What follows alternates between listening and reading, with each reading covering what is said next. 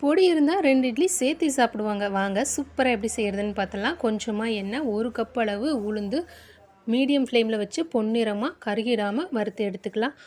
1/4 spoon அளவு எண்ணெய், 1/2 cup அளவு கடலைப்பருப்பு சேர்த்துட்டு மீடியம் ஃப்ளேமில் பொன்னிறமாக வறுத்து தனியாக ஒரு பிளேட்டில் மாற்றி வச்சுக்கலாம்.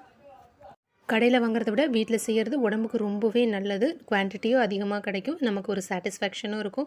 கொஞ்சமாக எண்ணெய் சேர்த்துட்டு காரத்துக்கு 10 வரமிளகாய் சேர்த்து வறுத்து எடுத்துக்கலாம்.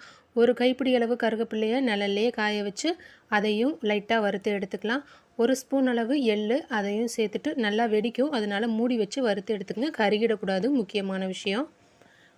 தேவையான அளவு கல்லுப்பு அதையும் சேர்த்துட்டு நல்லா வறுத்து எடுத்துக்கங்க. அப்போ தான் பொடி ரொம்ப நாளைக்கு கெட்டு போகாமல் இருக்கும். எல்லாத்தையும் நல்லா ஆற வச்சுக்கலாம்.